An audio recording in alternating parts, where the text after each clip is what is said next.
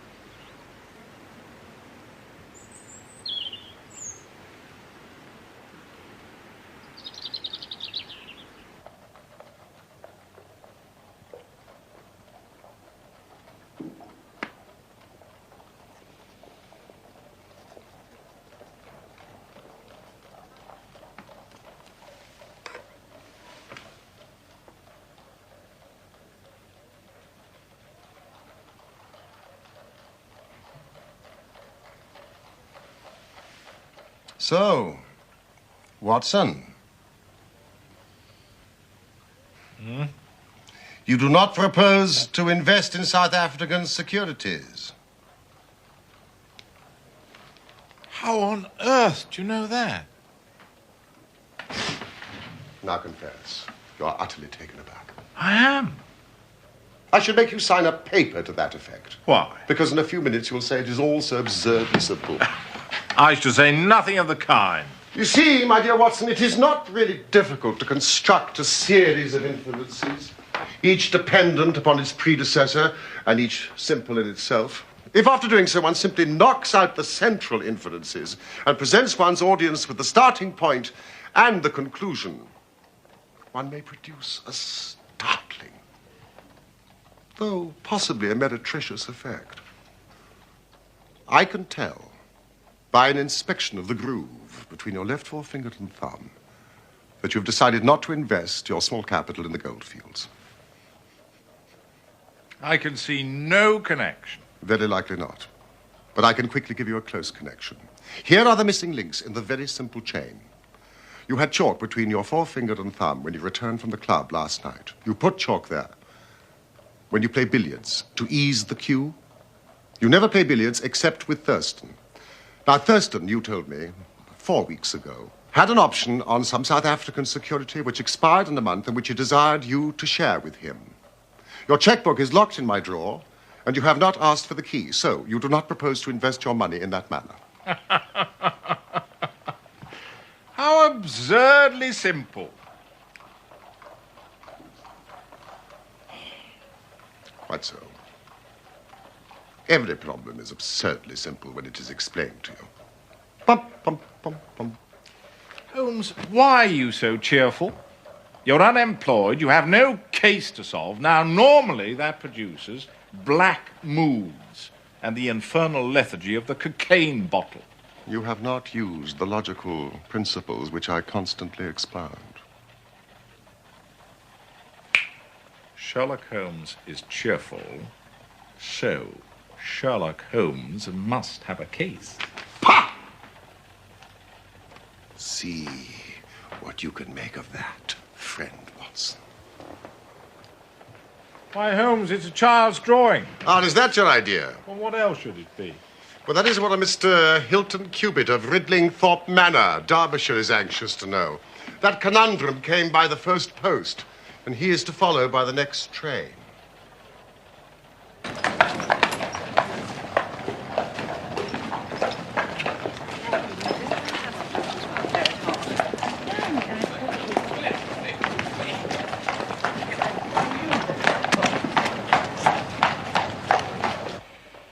Hilton Cubitt.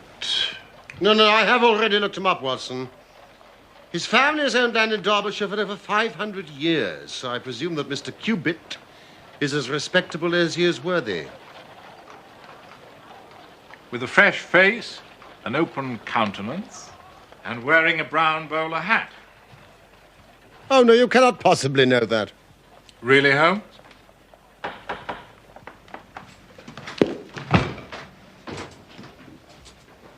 You will stay and keep a record of the case. My dear fellow.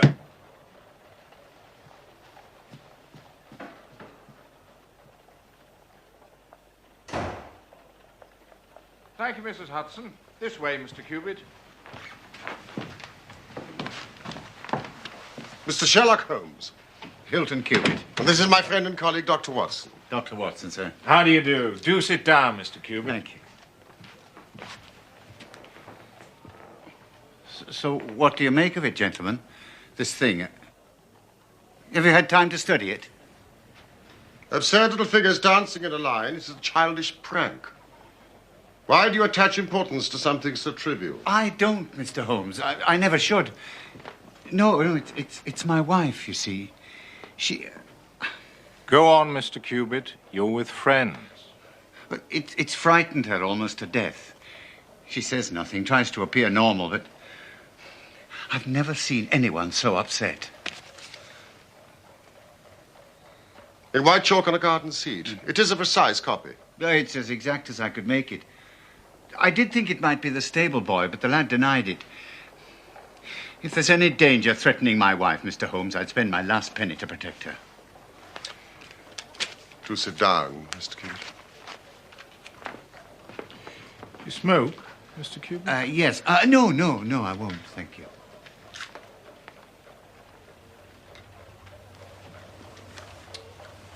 Tell us about your wife, Mr. Cubitt. Well, I've always lived in Derbyshire, Ridlingthorpe Manor near Matlock. I was a bachelor and thought I'd remain one until 3 years ago I came down to London on a visit. It's a rare thing for me, but... Well, I had a mind to see the Queen's Golden Jubilee. I put up at a boarding house in Russell Square because Parker, he's the vicar of our parish, he was staying there. There was also a young American lady staying there. Patrick was her name, Elsie Patrick. Well, we were both alone and we became friends. Did the sights and that. At your expense? Well, certainly not. Are you suggesting... No, he's not, Mr. Cubitt. Not at all. Was this Miss Elsie Patrick in London merely for the Jubilee? No. She'd been here some time. She'd tired of America, traveled about, and finally settled in England. Well, not to make a labor of it, before my holiday was over, I was as much in love as any man ever has been. To my surprise and joy, she reciprocated my feelings, and we were married. Excellent. Quietly, in a register office. You think I'm mad, Mr. Holmes, taking a wife in such a fashion, knowing nothing about her, or... Explain, Mr. Cubitt. And come to the point. Oh, yes. In fact, it was on the very day of our marriage. Nothing could have made me unhappy. Nothing on that day. But now I look back, it was odd. Elsie? There's something I have to say to you, Hilton. We don't want to be late, my dear. I've put it off till now, but I must still give you the chance to change your mind. Elsie. What in the world? Let me finish. And what I say, I do mean. I love you dearly. But you know nothing of my life before we met. I never asked. One of the things which has made me so fond of you. If you marry me, Hilton, I promise you marry a woman who has nothing personally to be ashamed of. But you'll have to take my word for it and allow me to be silent forever as to my life before we met. If that's too much to ask, then you must go back to your Derbyshire and leave me to the lonely life in which you found me. It's little enough to ask, and I shall never let you go. These have been the happiest 3 years of my life. And when did the first cloud cover the sun of this great happiness? You have a way of putting things, Mr. Holmes. And you have a way of prevaricating with your answers, Mr. Cubitt. Well, it was some months ago, May, in fact. Hilton! Hello? Here, in the drawing room.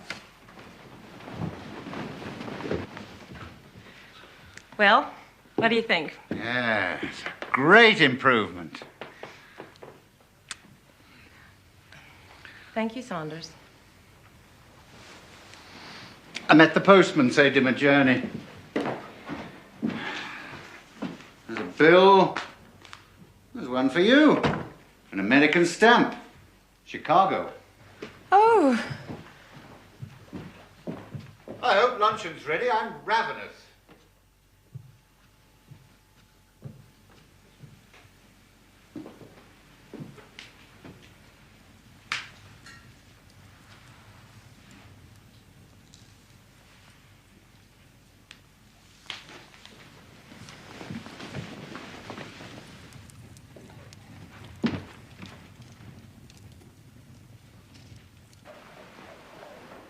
She burned the letter unopened.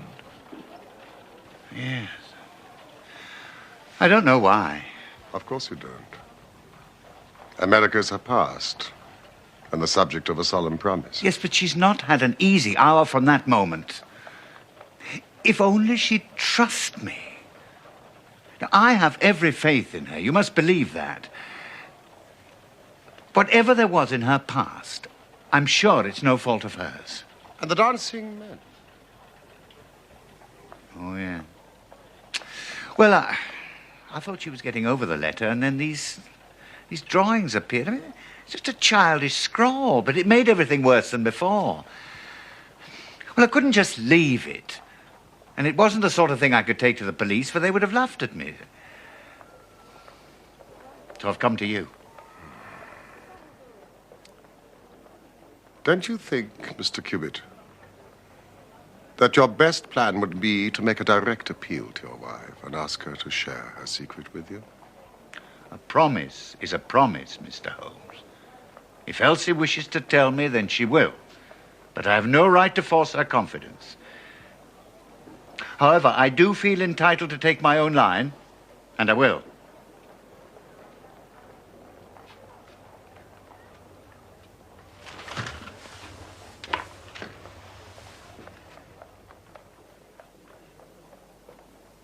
Then I will help you with all my heart. Have you seen or heard of any strangers in the neighborhood? No, I haven't. Some of the farmers take in lodgers, but I've not heard of any lately. Then I suggest that you return to Derbyshire, Mr. Cubitt, and keep a sharp lookout, and make an exact copy of any fresh dancing men that may appear. Thank you, Mr. Holmes. I will. And Mr. Cubitt, this letter which started your wife's torment, you are quite certain that it was from the United States? Yeah, the postmark was Chicago.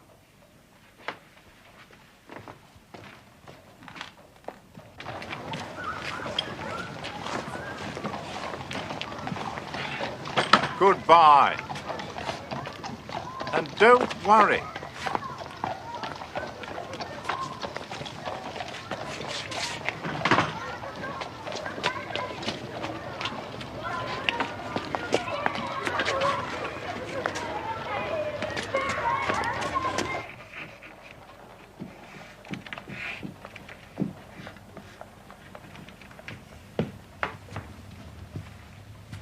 Perfectly natural she should receive a letter from America.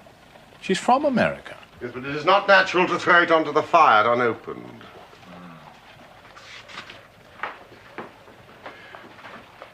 beginning to look like semaphore. You have read my monograph on secret ciphers? Some of it. I found it rather heavy going. It evidently has a meaning. If it is purely arbitrary, it may be impossible to solve. However, if it is systematic, we should be able to get to the bottom of it. But we need more messages, and preferably long ones. Well, I doubt if Hilton Cubitt would agree with that.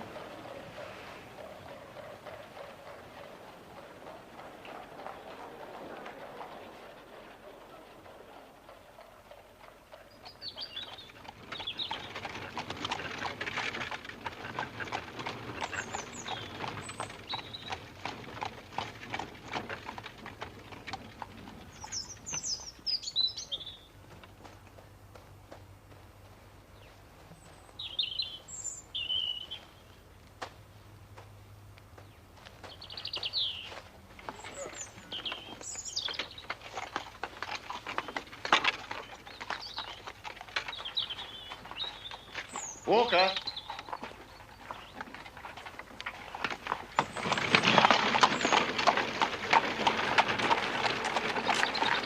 You know anything about this? No, sir. I've not been round the front all day. Has Mrs. Cubitt been out here? I've no way of knowing. Have I? Sir. When I've done this, I want you to wash it off and tell no one about it, and then come to me. I shall have an urgent letter for you to post.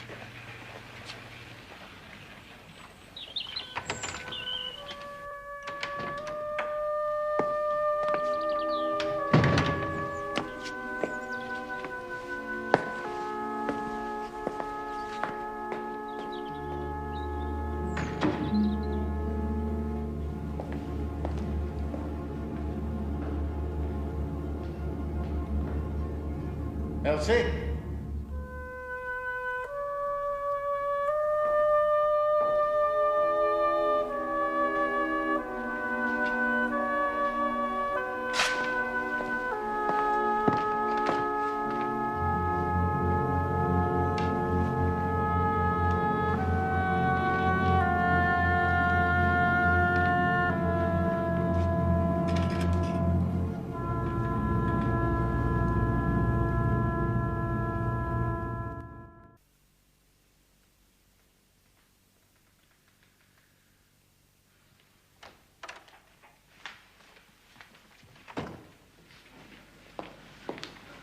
Elsie?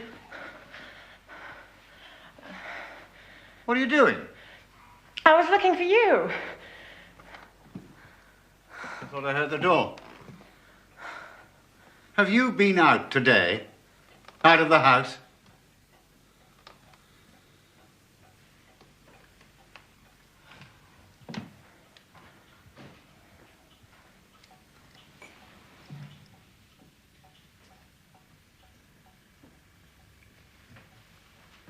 Hilton, come to bed. Everything will look better in the morning.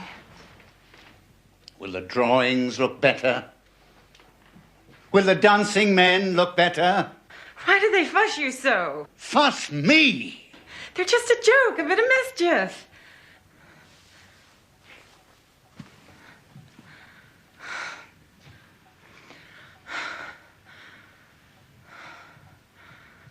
The moon's high. Where I come from, they say a moon like that drives you crazy.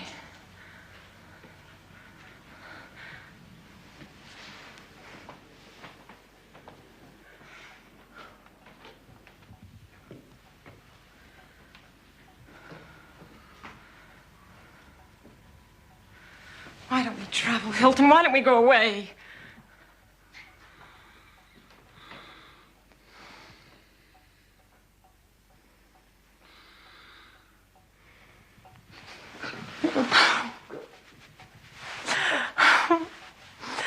I love this place as much as I love you. Hilton.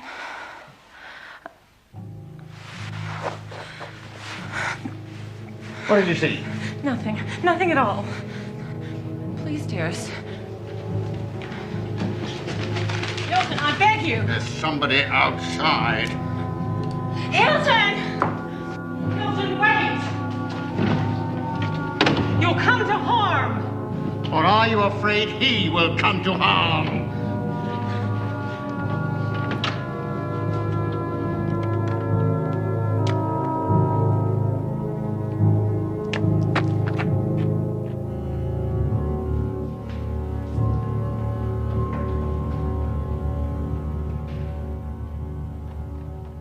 These two are identical.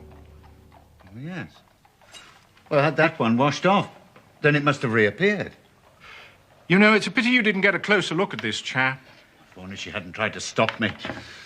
I've never been angry with her before. But she knew who was out there, of that I'm sure. And she knows what these figures mean. Was this a mere addition to this? Or did it appear to be entirely separate? It was on a separate panel of the door.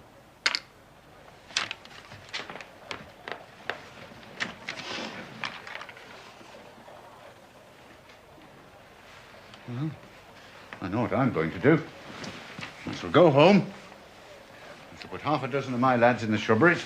If this fella calls again, give him such a thrashing, he'll leave us alone in the future. Well, that would be one way. Mr. Cubitt, this case is too deep for such a simple remedy. I must go now. I've come to catch my train.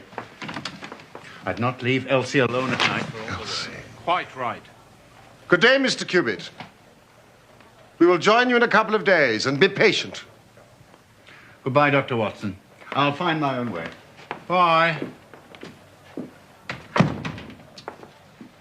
Weren't exactly sympathetic.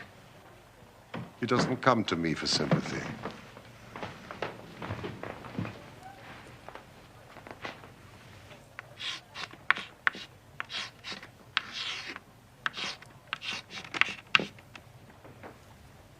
It is a considerable challenge. I shall work better for silence. Oh, well. I dare say I can find something quiet to do.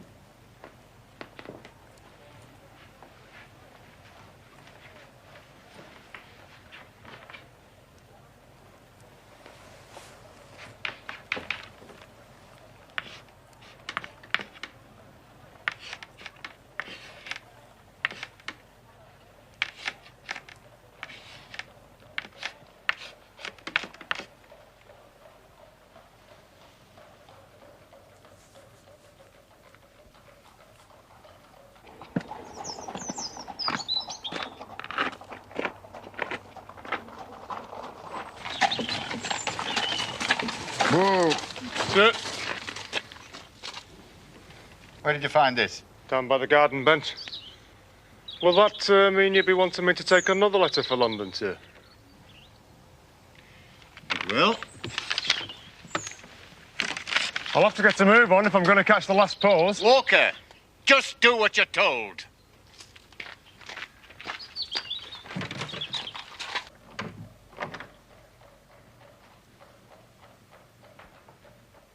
Yes, Watson? Thought you might like the Times, Holmes. What do you make of my progress? Well, it still doesn't mean very much, does it? Quite enough for me to send a telegram to the United States. What on earth does that mean? Abbas Lane. Watson, if this is E, flag denotes the end of words.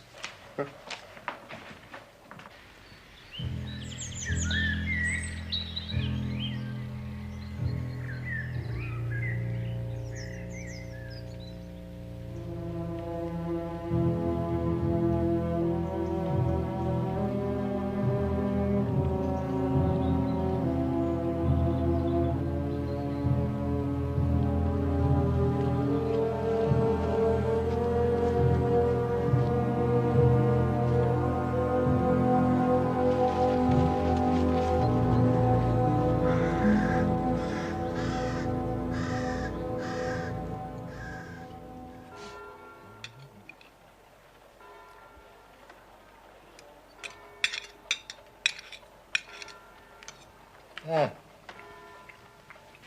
This grouse is superb. Mrs. Hudson has really surpassed herself this time. What time is the last train to Matlock? I'm afraid we've missed it. Holmes, I do wish you would try and eat a bite. I just need an answer to my telegram from America, and the story is complete.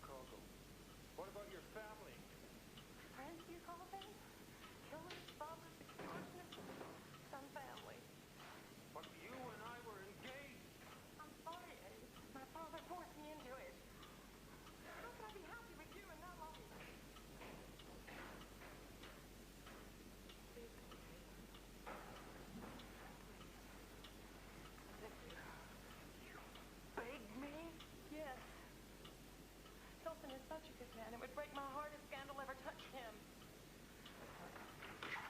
Here's money.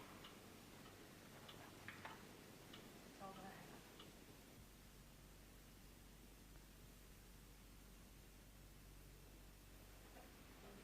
Go.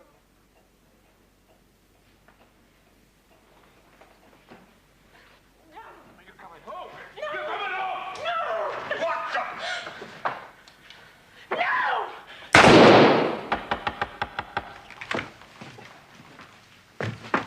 Watson! What the devil's going on? An answer to your telegram? No, it's another letter from Hilton Cubitt.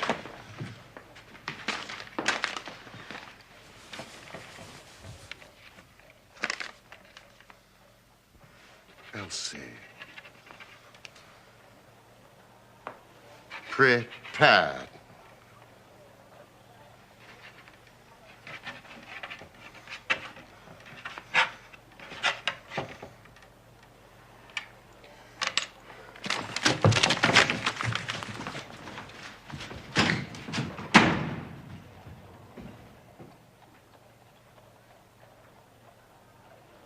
Mr. Holmes, sir. Thank you. It's from Wilson Hargreave of the Chicago Police Bureau. In reply to your inquiry, Abe Slaney is one of the most dangerous men in Chicago. Some pancreas. Come along, Wade. Come along. There's a cab. Ridley Thorpe Manor, gentlemen. As fast as you can. How do you know? Expect you're the surgeon from London, sir. I beg your pardon. What makes you... She's not dead yet, sir. You may be able to save her. But she's for the gallows. The gallows? Why, that's her. She murdered her husband.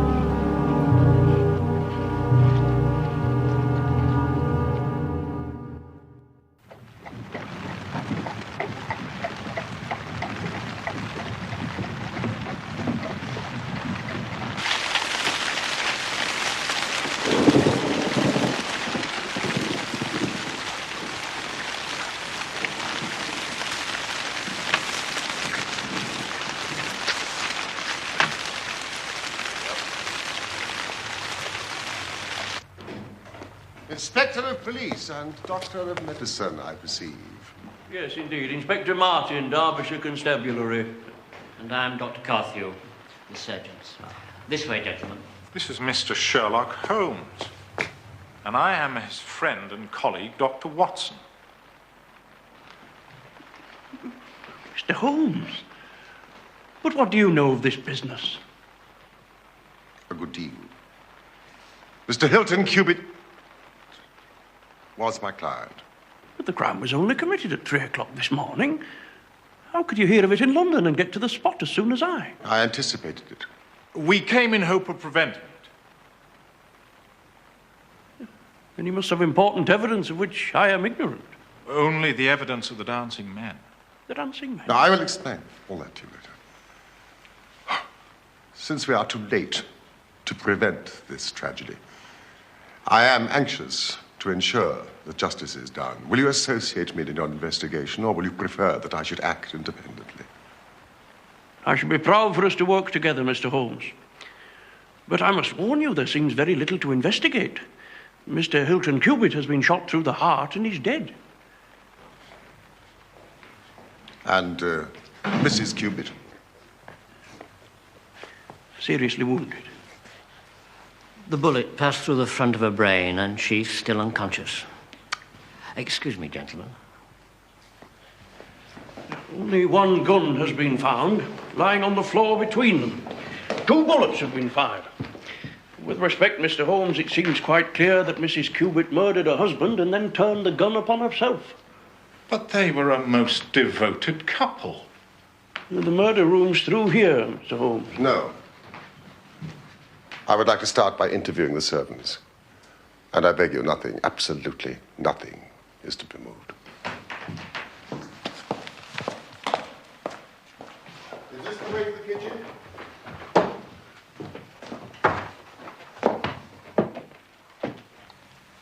I should think it must have happened about 3 o'clock in the morning, sir.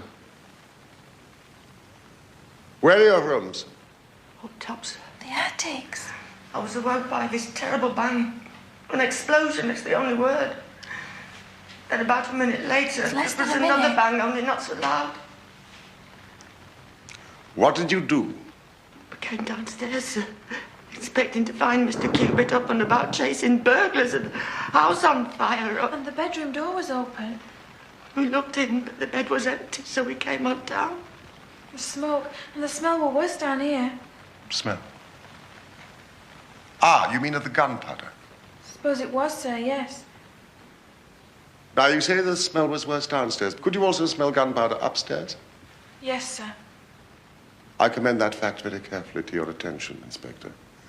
Mrs. King.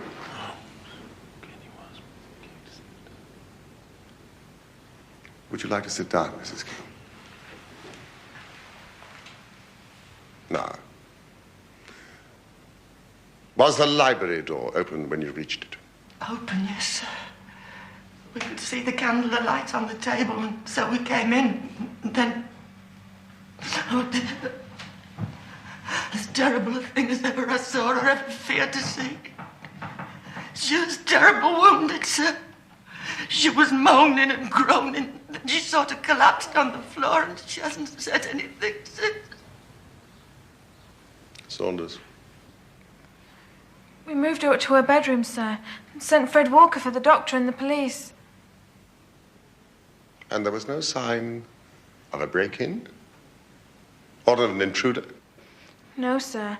And all the doors and windows was locked, as we had left them when we went to bed. Inspector. Oh, yes, sir. I checked that very thoroughly. Apart from poor Mrs. Cubitt, nothing else has been moved? No, sir. No, we've touched nothing, Mr. Holmes. Thank you, then. I think we can proceed.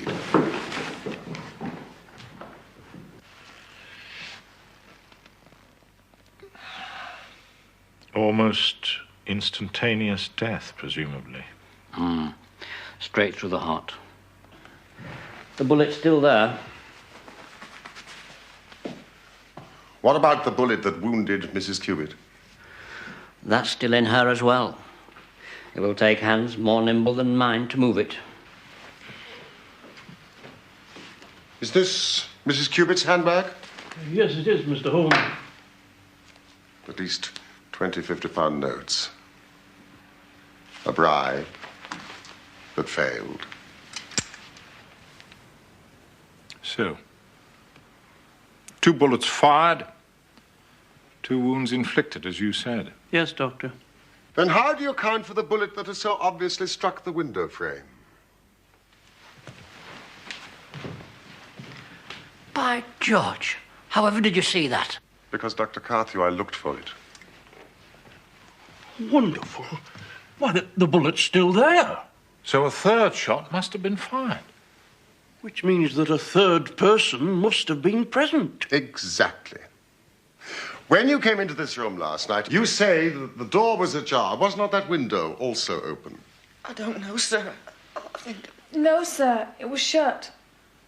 Saunders, will you and Cook wait in the library? And you, Walker. Dr. Carthew, you may remove the body.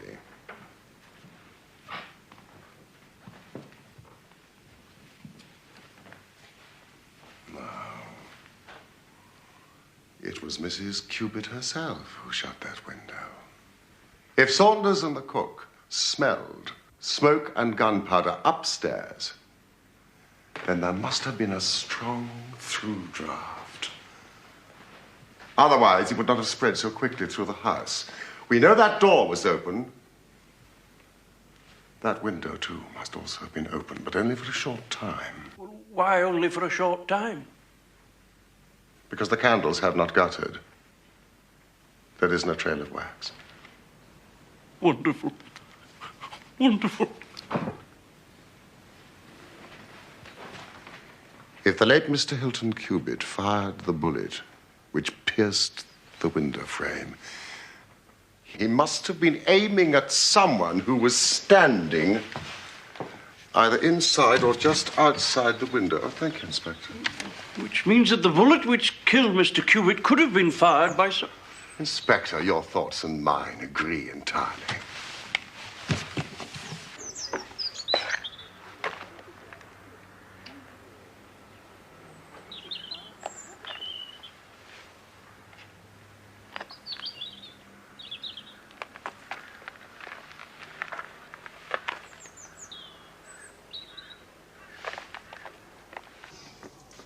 This is the cartridge case of the bullet which killed Mr. Hilton Cubitt.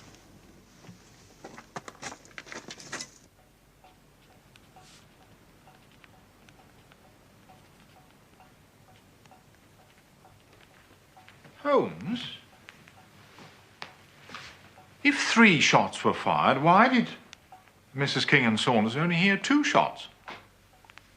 They were telling the truth, but lied without realizing it. I'm not sure that I follow you. You remember what Mrs. King said? I was awoken by this terrible bang, an explosion.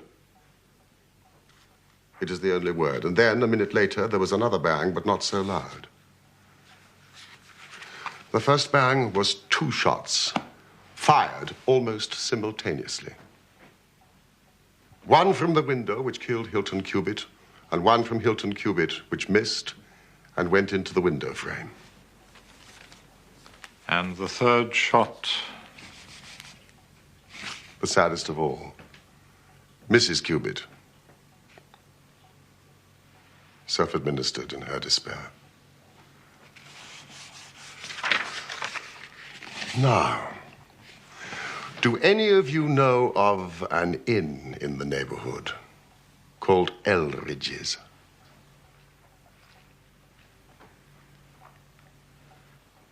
There's a farmer of that name. Lives some miles off, in the direction of Millbrook. Is it a lonely farm? Very lonely, sir. Then it is just possible that the news of what happened here last night has not reached them? Maybe not, sir. Excellent. Walker. I want you to take this note to a Mr. Abe Slaney of Elridge's farm. Do not say that the note is from me. And make no mention of what happened here last night. Now, you understand? Yes, sir. Thank you, Walker. I am expecting a visitor in answer to my note. Now, Saunders, he will ask for Mrs. Cubitt. I want you to show him into this room. I want this house to look quite normal, and you must not give anything away of what has happened. Very good, sir. Now, I suggest you return to your duties. And Dr. Carthew, I suggest you return to your patient. Oh, Mrs. King. Your mistress is quite innocent.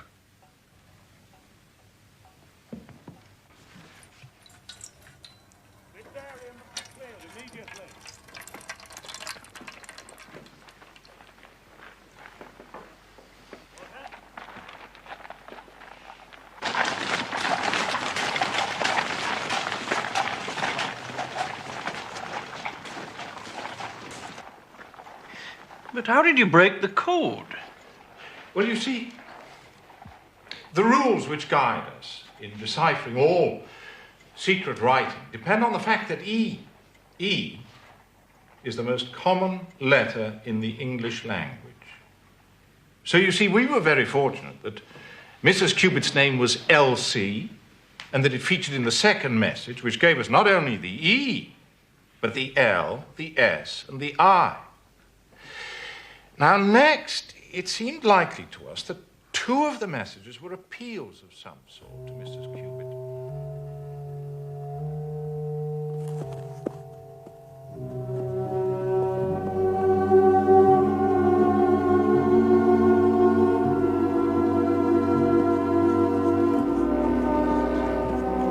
By adding the T and the G, the message reads, "At Eldridge's, come Elsie." Well, if this Abe Slaney is indeed the murderer, we must make an immediate move to arrest him. Well, calm yourself, Inspector. I expect him here at any moment. Yeah, but why should Slaney come here? Because I have written and asked him. But won't his suspicions be roused? Will he not try to escape? Saunders. Excuse me, sir. There's a gentleman approaching the house. Do you think he'd be armed? He's a fool if he's not.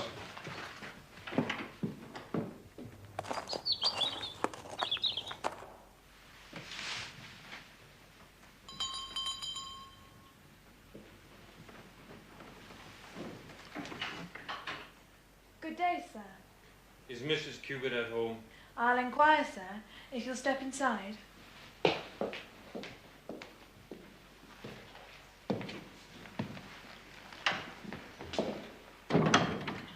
What name shall I say? Tell her it's an old friend. She's expecting me. If you'll wait in the library a moment.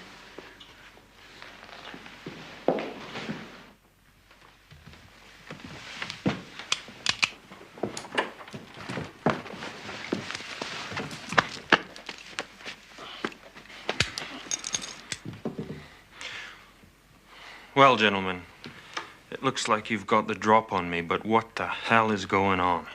Abe Slaney, I believe. What if I am, and who are you anyway? My name would mean nothing to you, though I suspect that of Wilson Hargreave of the Chicago Police Department will. I see that it does. Mr. Slaney, you should know that Mrs. Elsie Cubitt is very seriously ill. I don't believe you. This is some cheap trick. Mrs. Elsie Cubitt wrote me a note just an hour ago. A note that only I can understand. What one man can invent, another can discover. I'm here, Abe Slaney, at Eldridge's. Come, Elsie. And your last note to her, Elsie. Prepare to meet thy God. And this? You wrote that note? But you were lying about Elsie. Slaney, when you shot and killed Hilton Cubitt, Elsie Cubitt, in her despair, attempted to kill herself and is now at death's door. No. No! I gotta see her! I gotta see her! I love her, for God's sake! Elsie! I love you, Elsie! Elsie! Elsie! I believe that she fled from America to avoid you. Because you followed her and made her life a misery, she now lies under grave suspicion of murdering the husband she loved. The least you can do is to clear her of that. I guess the very best case I can make for myself now is to tell you the absolute naked truth. It is my duty to warn you that it will be used against you.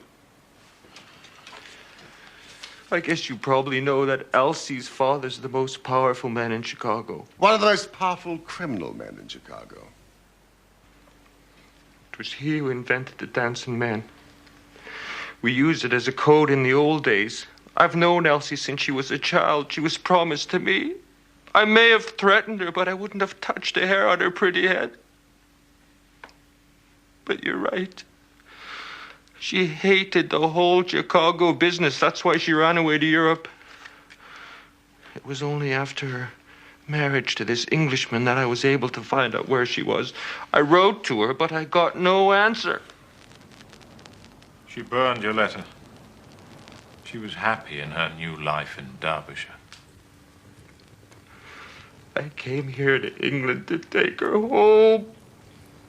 I sent her notes. I did everything I could to coax Elsie away. Then my temper got the better of me and I began to threaten her. But yesterday, she sent me a letter.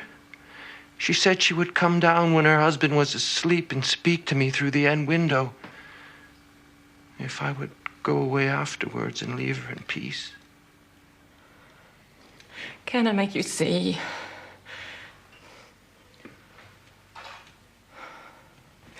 I've never been so happy as I've been here with him. I love him. Abe, I want to stay, and I'm going to stay. But what about your friends in Chicago? What about your family? Friends, do you call them? Killers, robbers, extortionists? Some family. But you and I were engaged. I'm sorry, Abe. My father forced me into it. How can I be happy with you in that life? Please go away. Please. I beg you. You beg me? Yes. Hilton is such a good man. It would break my heart if scandal ever touched him. Here's money.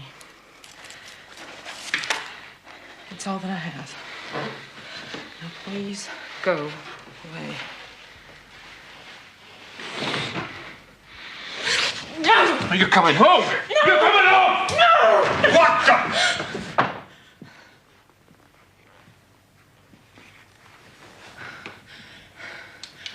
No!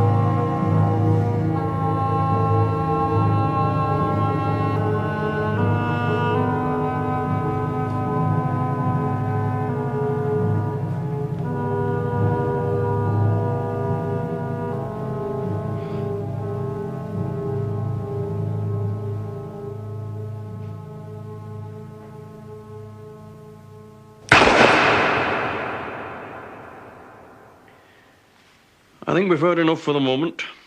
Come along. Can't I see her before I go? Nobody can see her. Even we have not been given that privilege.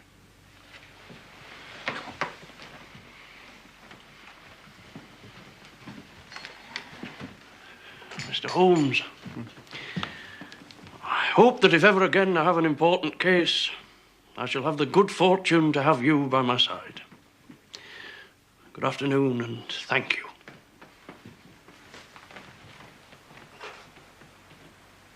Holmes? What did you write in that note? See if you can read it. Come here at once. Come here at once. How absurdly simple. And so the dancing men, which had so often been the agents of evil, were finally used on the side of justice. Abe Slaney was condemned to death at the Derby Assizes, but his sentence was changed to penal servitude in consideration of mitigating circumstances, in the certainty that Hilton Cubitt had fired the first shot. Mrs. Cubitt made a complete recovery and lives still at Ridlingthorpe Manor.